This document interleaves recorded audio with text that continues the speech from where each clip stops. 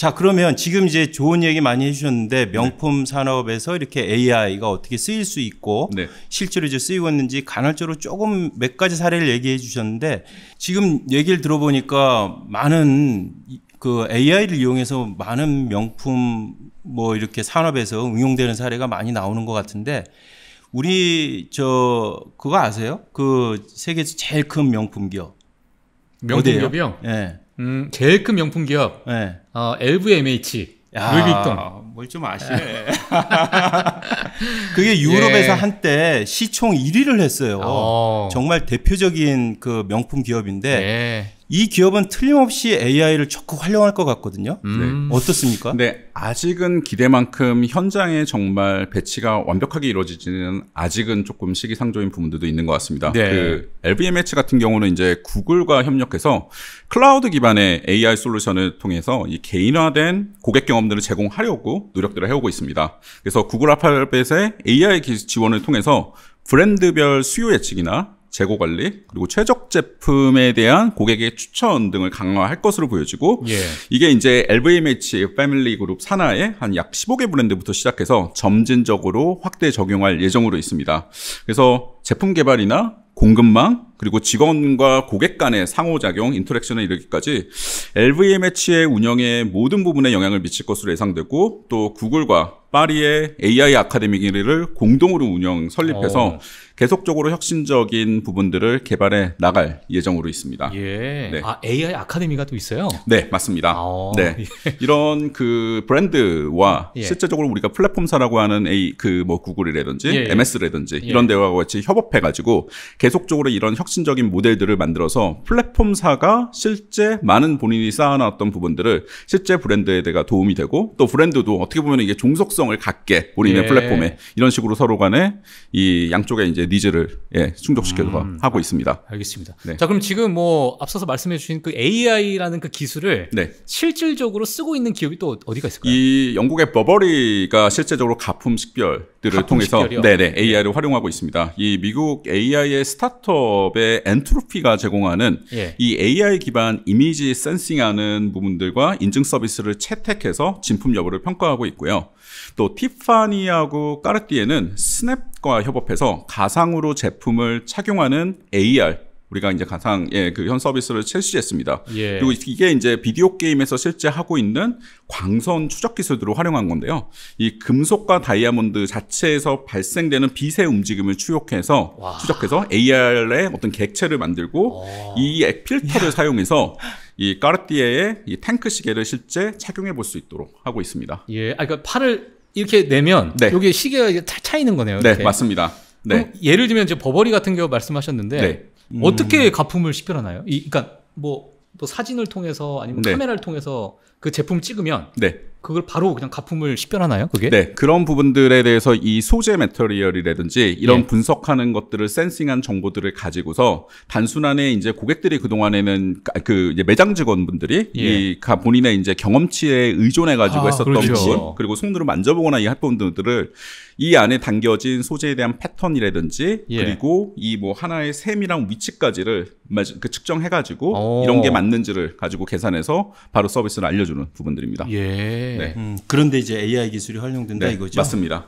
그만큼 정보들을 수년간 축적해가지고 실제 가품이 발생했던 부분들을 미리 이런 걸 머신러닝 시켜가지고 그거에 대한 가능성을 가지고서 서로 상쇄시켜서 하고 있습니다.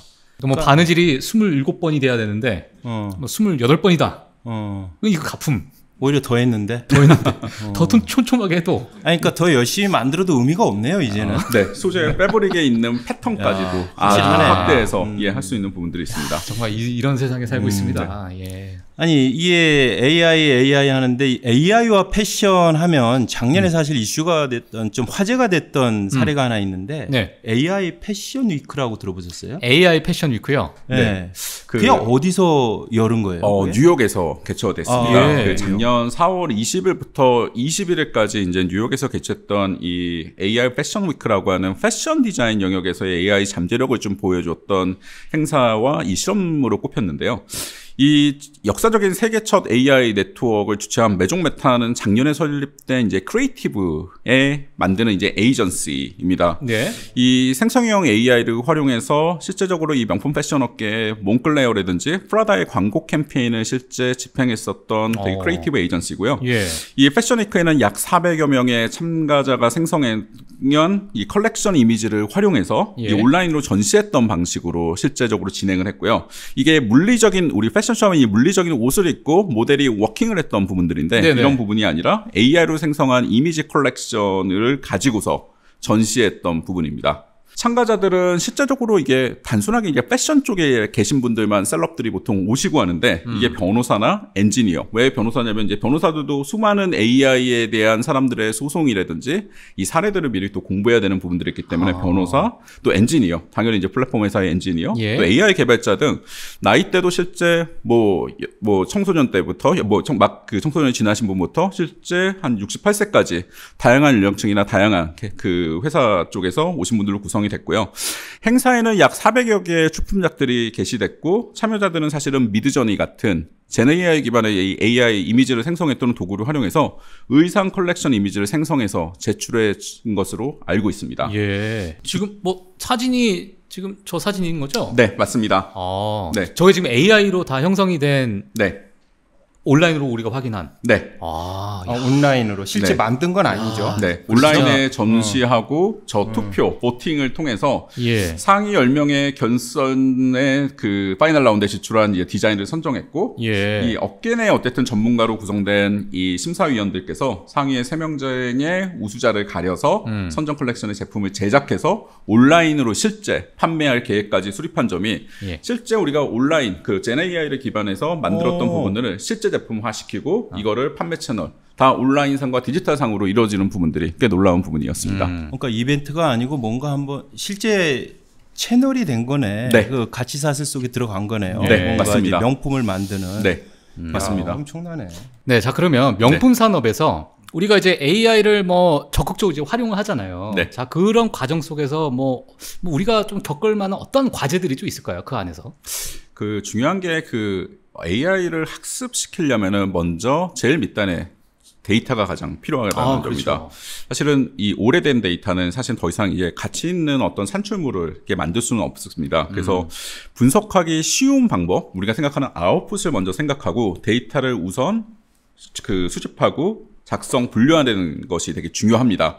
시장에 보면은 여러 가지 데이터들이 우리가 산재되어 있는 부분들이 지금은 되게 데이터 홍수 속에 살고 있는데요. 이게 이제 저희가 이제 저희 업계에서 용어로 이제 가비지 인, 가비지 아웃이라고 해서 쓰레기? 네, 쓰레기 데이터가 들어오면은 이걸 아무리 데이터 사이언티스트들이 정교하게 분석하고 한들 결국에 나오는 산출물들은 같이 쓰레기밖에 안 나온다. 는 부분들입니다. 네. 그게 쌓이는 게 아니고 네, 가비지인 분석이 다 끝나면은 이제 내버리는. 그러니까 그 데이터가 퀄리티 자체가 좋지 않다는 거죠. 우리가 부어주는 인풋 자체가 좋은 데이터가 아니면 결국에 나오는 부분들도 다 데이터가 왜곡되거나 실제적으로 쓸 수 없는 데이터가 나오는 부분들이라고 합니다. 콩 심은 데 콩 나고 네, 그런 맞습니다. 것 같아요. 그래서 실제적으로 우리가 데이터가 이 태깅이나 아니면 뭐가 이 데이터를 어떻게 활용할 것인가를 가지고 정교하게 분류해내지 않으면 이 아무리 생성형 AI 기술들을 활용해도 이상하게 데이터 분류 체계가 나와서 우리가 쓸 수 없는 데이터가 나오고 또 데이터 품질 그리고 흔히 말하는 우리가 쓸 수 없는 데이터 많은 사람들이 뭐 가짜 데이터를 입력하거나 아니면은 이게 데이터가 망가져 있거나 그리고 또 이게 오래돼 버리거나 하는 부분들은 사실 실제 시류하고 좀 멀어진 부분입니다. 그래서 실제 저희가 이 생성형 AI를 활용하기 위해서는 최신의 데이터를 되게 퀄리티 있게 수집하고 모아놓고 계속적으로 정제하는 과정들이 사전에 필수적이라고 할 수 있습니다.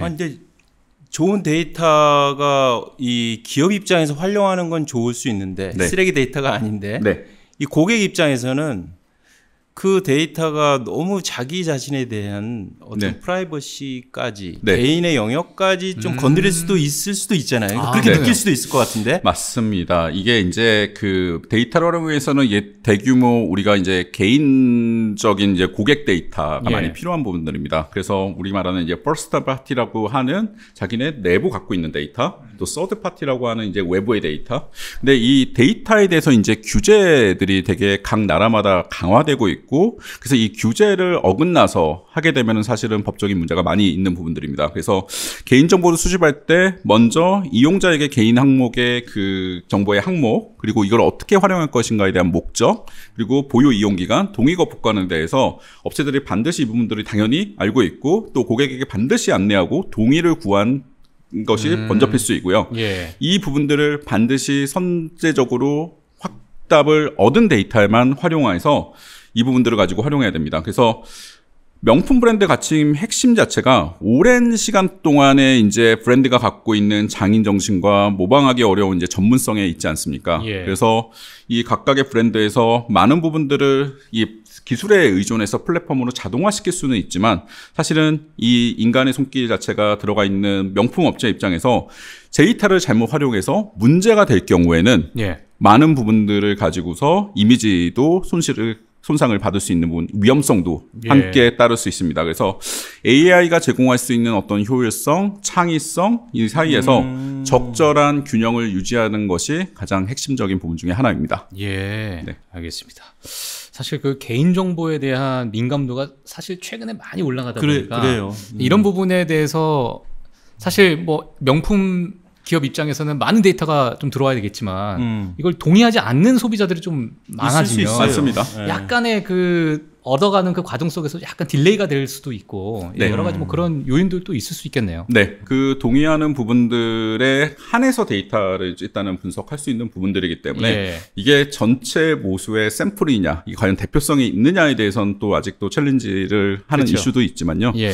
어쨌든 우리가 동의하지 않은 고객들을 임의로 사용할 수는 없는 부분들이니까 예. 이런 부분들을 더 많이 확보할 수 있고 이 법적인 테두리 안에서 예. 이 부분의 노력은 되게 중요하다고 할 수 있습니다. 예, 알겠습니다. 네. 뭐 이러다 보니까 사실 뭐 AI가 인간을 대체하기는 좀 힘들 것 같고, 네, AI가 뭐 그냥 한 서브의 어떤 역할로서, 서포터 역할로서, 예, 뭐 그러한 역할을 좀 할 수 있겠네요. 네, 맞습니다. 예. 그래서 이 명품업계에서 가장 딜레마 중에 하나는 이 AI로 인해서 아직까지 이제 처음에도 이제 여쭤보셨던 이 편견. 을 가지고서 자칫 우리의 이미지로 훼손되지 않을까 하는 부분들에 대한 우려도 있고 그래서 이 AI를 기반해서 하는 마케팅 활동이라든지 제조 활동이라든지 이 하는 부분에서 어쨌든 모든 의사결정들은 이 법적인 테두리 안에 그리고 윤리적인 부분들과 같이 병행돼서 하는 것이 되게 중요하다고 볼 수 있습니다. 예. 네. 그러니까 이제 AI 기술이 아무리 좋아도 그렇죠. 어느 정도의 한계, 틀은 유지를 하고 명품 산업에 갖는 기본, 가장 본질적인, 그렇죠. 거기에는 되게 인간에 대한 존중, 고객에 대한 어떤 세심함, 따뜻함, 뭐 이렇게 존중하고 이런 건 유지를 해야 된다. 뭐 이렇게 이해가 되는 것 같습니다. 그러면 네, 맞습니다. 예. 자, 그러면 마지막으로 저희 명품 기업들이 좀 이것만큼은 꼭 좀 지켜줬으면 좋겠다. 또는 우리 소비자들한테 이 점만큼은 좀 전달해줬으면 좋겠다. 어떤 것들이 있을까요?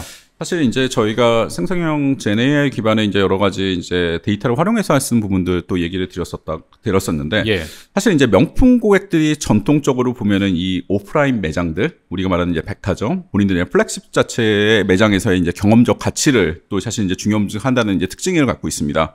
근데 최근에 ROPO라고 하는 리서치 온라인 그리고 퍼체이스 오프라인이라고 해서 온라인으로 이제 고객도 스마트해지면서 먼저 검색하고 그리고 이제 온라인 기술이 발달하면서 모든 명품들을 매장 안에 우리가 막 줄을 서야 되지 않습니까? 맞아요. 또 그것도 너무 이제 지겹고 힘들고 하는 과정들을 앞서서 미리 온라인상의 3D 이미지라든지 정교한 이미지를 기반으로 미리 한번 탐색을 하고서 오프라인에서만 이제 구매하는 이런 패턴들도 많이 나타나고 있습니다. 그래서 저희가 보통 얘기하는 O2O 온라인 투 오프라인, 오프라인 투 온라인이라고 하는 이 옴니채널 경험들이 매우 또 중요해졌고 또 최근에 이 딜로이트하고 저희 회사하고 협업해서 밀라노의 이 하이브리드 매장을 오픈한 그 이태리 명품 브랜드의 라루스 마미안이라고 하는 사례를 한번 좀 소개해 드리려고 합니다. 라루스 미아니. 네, 라루스 미아니고 저희 이제 딜로이트에서 이제 했었던 부분들인데요. 그 매장 창문의 홀로그램 이제 기술을 사용해서 제품의 3D 이미지가 표출되게 됩니다.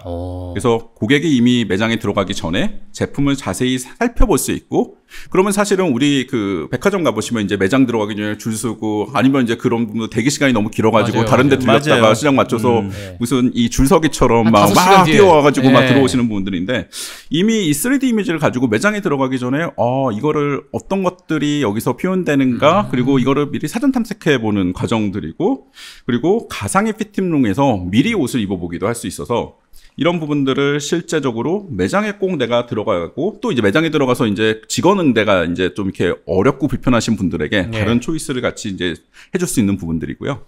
그리고 이제 결국에는 이런 부분들이 꼭 오프라인 매장에서만 앞으로도 명품 매장이 다 모든 고객 경험이 이루어져야 되는 게 아니라 이 부분들을 온라인상으로 이루어질 경우에는 우리가 매장에 가지 않아도 온라인상에서 이미 오프라인 매장에서 이루어질 것보다 더 좋은 정보들, 더 좋은 나에 대해 착장감, 그리고 더 좋은 어떤 그 AI 활용해서 그 고객에 대한 서비스, 응대, 이런 것들을 느낄 수 있는 부분들을 한번 말씀드리고 싶습니다. 예, 알겠습니다. 혹시 이데이 파트너님께서는 그 5시간 기다리십니까?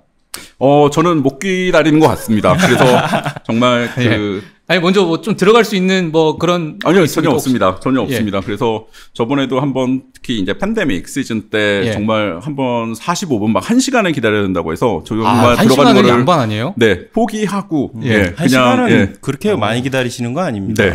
눈 깜짝하면 1시간이죠. 그렇죠. 그래서 정말 예전 대비해서 정말 그 기다리는 시간들 이런 것들이 정말 힘들더라고요. 아니 근데 예전보다 그 기다리는 그게 더 길어지는 것 같은데 이게 지금 명품 기업들의 어떤 뭐 마케팅 전략이에요, 뭐예요? 마케팅 전략보다는 이 명품 업체도 아까 말씀드린 고객 경험들이라는 거에 대해서 일정 수준들을 유지해야 되기 때문에 매장 안이 너무 혼잡도가 높거나 고객이 기다리게끔 하거나 아니면은 또 이런 부분에 대해서 컴플레인이 나오는 상황들을 원치 않기 때문에 어쨌든 한정된 고객들에게는 최상의 서비스를 하기 위해 그런 부분에 대한 룰을 정해놓는 부분들인데요.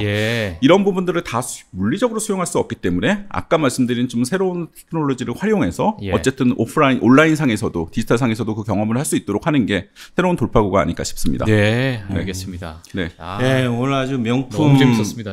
AI 명품과 AI를 아주 명품스럽게 정말 어떠셨어요? 정말 너무 설명을 잘 해주시고 목소리도 너무 좋으시고 목소리 너무 좋으시네요. 명품 목소리입니다. 제가 남자한테 목소리 보고 반하진 않는데 오늘 너무 좋습니다. 명품 오늘은 이제 명품과 AI의 만남 얘기를 들었습니다. 명품 하면 우리가 이제 생각하는 게 역사를 많이 떠올리게 되죠. 그 과거 역사의 어떤 힘 그리고 AI는 미래의 기술이죠. 미래를 상징하는데 이 과거와 미래 되게 좀 맞지 않을 것 같은 이 두 가지가 만나가지고 고객에게 이게 최대의 만족도를 주는 이런 얘기가 사실 우리나라의 명품 기업이 그렇게 많지는 않습니다. 그렇지만은 완성도 높은 상품을 만드는 우리나라 모든 기업이 글로벌 시장에서 경쟁하는데 오늘의 메시지는 상당히 의미 있는 것 같다. 저는 이제 그렇게 느꼈습니다. 감사합니다. 오늘 얘기 들려주셔서 너무 감사드리고요. 감사합니다. 아직까지 그 통상TV 구독과 좋아요 누르지 않으셨으면 꾹 눌러주시기 부탁드립니다. 감사합니다.